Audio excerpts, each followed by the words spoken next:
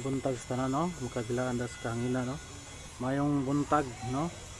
sa dali pagkadto sa minsay magampo ta Lord God, salamat ing takna sa kabuntagon kay ko kaalam Lord sa imong pulong kay ko sa mensahe, biyahe ko sa ilang spirito di na ako makasabot sa ilang pagi sa pag-deliver sa pulong Lord, give me a wisdom, ang tandigyan, salamatan ka sa ngalan ni Jesus, amen.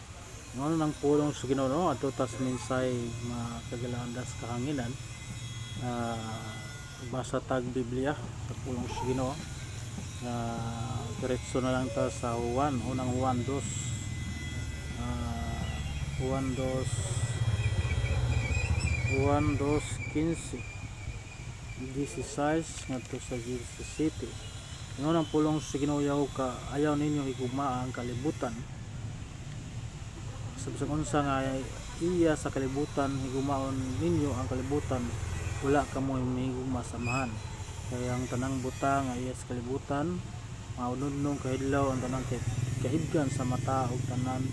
ipaskarbo sa tao dili kini iya sa amahan kundi dili sa iya sa kalibutan. Ang kalibutan ang tanan nga naa nini kahibgan sa mga tao, mga hanaw parang nagbuhat sa kabubuton sa Dios, magpabiling buhi hangtod sa kahaturan. Manang mga igso, no, pulong sa Ginoo, ayaw ninyo higugma ang kalibutan. Manang atong tema dire nga mga butang nilang kalibutan na dili ta kung mahigugma na ta sa kalibutan, manang ang butang pud nga naa sa kalibutan nato na higugmaon. Atong gikaibgan sa atong mga mata palito na nato kay tungod kay ang atong focus to na sa mga butang sa kalibutan. Manang atong tema, ang mensahe nato ning taknas kabuntagon makiglaan sa kahanginan, we need to focus the heavenly things from God, no? Mao atong focus, no, ang mga langit ng butang na gikan sa Dios. Kaya atong fokusan lagi ang mga butang ng kalibutan na iya kana sa kalibutan, dili kana iya sa Dios, no, dili kana sa iya sa amahan. Mao nga sa may mga maibugon nga mga mata, no, maibugon nga mga mata, no, kung say makita nimo basta imong silingan na nakapalit slag motor o TV o rep, maibog ka, no, nasina ka tungod kay gusto lagi pud nimo paliton ug unsay gihatag sa Dios sa imong kinabuhi, dapat magkontento ta sa naa nato nga gihatag sa Ginoo sa atong kinabuhi. Mao na nga ang garbo nato, no, ningon diri nga kay ang tanang butang nga iya sa kalibutan ang unudnong kahidlaw, no, kining unudnon pod, no, mga kailibgon, mga mata nga maibugon. Makakita gani kag gwapa, maibog na ka, no, makakita gani kag mga nag-short nga magpakigol, alain na imong nahuna na mga unudnon, makilawason ang imong nahuna, no, manang dautan na imong nahuna ng bayhana. O nang busy paret, no, mulikay ta sa tong mulikay ka sa pagpakasala, no, kaya ang kalibutan, no, ang mga butang sa kalibutan is temporary laman, lumalabay ang tanan, temporary ra na siya. Kaya ang atong kinabuhi lumalabay ra sad na mubiya ra pud ta ning kalibutan na, kay di matatagat kalibutan tagalangit man ta, no, kitang mga anak sa Ginoo. Mao na nga ang kalibutan dili gid nato igugmaon, no, kay kung say urog sa kalibutan mapoy sundugon sa uban. Kaisip nga as believers for Christ, kinahanglan ang atong sinuluban nga makita gyud sa uban nga lahi ta, kinahanglan ang babae magsuot gyud og proper dress, no, mahaba nga saya, mahaba nga palda, no, dili kay sa panahon sa worship magkarsunes, sulod sa iglesia magkarsunes na ubang babae na wala na gyud musunod sa old fashioned Bible way. Kaya makita nimo diha sa Deuteronomy 22 verse 5 nga nagisgo diha modest apparel, mana magaigsunan kinahanglan sundon nato ang Ginoo unsay gipabuhat sa Dios sa atong kinabuhi. Adunay mga balaod sa Dios ug mga sugo sa Ginoo sa atong kinabuhi, isip nga Kristohanon, kinahanglan magsuot ta og proper dress na ang mahaba nga saya, mahaba nga saya ang atong suoton ang mga babae. Ang unang punto din, love not the world, no, ang kalibutan kung higumaon mo ang kalibutan lagi unsay makit-an mo sa mga butang ng kalibutan na mga motor ba imong paliton mga sapay mong paliton eroplano di na ihatag sa Ginoo nimo kay di man kakatigo mo drive ang tagaan adto kadto makatigo sad mo drive ug unsay gihatag lagi nimo sa Ginoo mga grasya mga gamay panalangin dagko nga panalangin angay nimong pasalamatan ug magkontento pud ka unsay gihatag sa Dios sa imong kinabuhi dili kay masina ka sa uban nagipanalanginan sila nakapalit sila mga butang mga sakyanan no masina ka gusto na pud nimo nga paliton dili na maoy atong kiniya isip nga Kristohanon dili ta masina sa uban o siguro wala ka panalangin tungod kay aduna pa kay sala nga gitaguan sa mo kasing-kasing no manang kaduhang punto nato dire be separated from the evil man no mao nga mo separate ta magpalain tagikan sa mga taong dautan tungod kay kung mag-uban-uban ka sa mga kawatan mga unbeliever matakdan pug ka mayo lagi og ikaw mo dala noon ngadto sa maayo yung dalhon o yung shiran diya sa kalawasan mas maayo kung dili ka madala o ikaw na madala nga sa mga unbeliever di na pwede na kay di man sila wala man gid na sila makapahimuot sa Ginoo sa tubangan sa Dios makagalaan das kanginan ang atong supporting verse sa Psalms 1:1 abli ang yung mga Biblia Salmo 1:1 Salmo 1:1 nga dili gyud ta mulikay gyud ta mo separita sa mga taong dautan no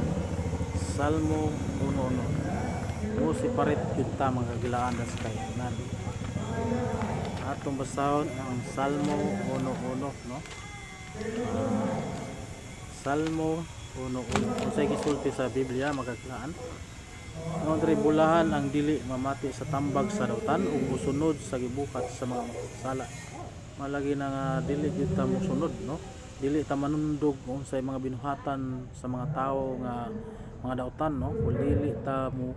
mo sundog sa ilang mga binuhatan nga dautan nga naman Kristohano naman ta anak naman ta sa Ginoo man nga ang dautan man atong dalhon diha pinaagi sa pagbuhat ug maayo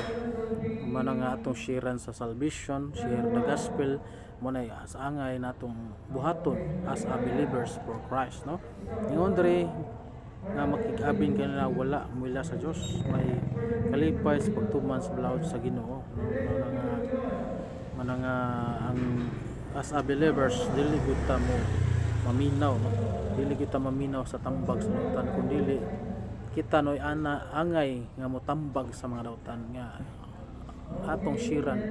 sa pulong sa Ginoo aron mausab ang ilang kinabuhi ug makaangkon sila sa kalawasan sa ilang mga kalag no mo na saktong buhaton sa usa ka believers diha ni Kristo mo nang ikatulo nato dire nga punto makaglaan sa kanginan be separated about dress no letter A woman letter A babae o lalaki manang ang babae kinahanglan gyud ay we need to proper dress no nga mosimba ka sa panahon sa pagsimba pag-worship ang buhaton sa babae sa sinalubang gyud ana nga magsimba ta mahaba nga palda tag-as nga saya lapas sa tuhod no mao nga ang ingon ang Bible sa Deuteronomy 22 verse 5 na kinahanglan day gyud ay nga ang babae magsulob og sakto nga sanina tag-as no mo na Isaiah 22 verse 5 no atong may pamatud-an sa pulong sa Ginoo nga kinahanglan day ang babae magasulob nga iya sa pangbabae ang babae atong imong pulong sa Ginoo no the Bible says ang babae kinahanglan dili magbistig ni laki o ang lalaki kinahanglan nga dili magbistig binabayi kay kasilagan sa Ginoo ang inyong Diyos ang mga tao magbuhat sa ingon sa uban pa nga version dulumtanan kini mo na nga maisugo sa Diyos sa mga babae nga kinahanglan sa panahon sa worship no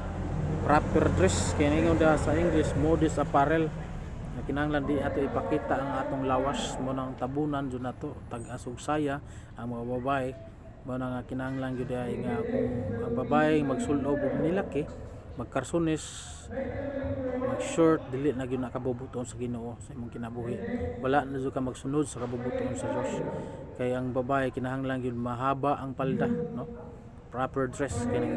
siring pa dia nga modest apparel mana makaglaan kung sundon gyud nato ang kabubuton sa Dios unsa may sugo sa kinabuhi sa Dios sa atong kinabuhi atay angay nato mupalo ta aron kita mapanalanginan makagalaan da sa kanginan. Pero ang lalaki di po na angay mga bistig binabayi. Ingon ang Bible kinahanglan ang babae nga dili magbistig ni laki.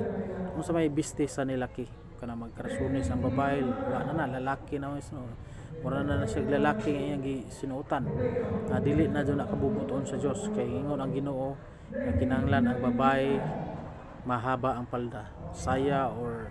unsa pa na imong buhaton basta tag-as nga saya lapas sa tuhod ang babae nga musuot sa panahon sa worship panahon sa simba ug dili na gyud kabubuton sa Ginoo kanang magkarsunes nga babae nga magsimba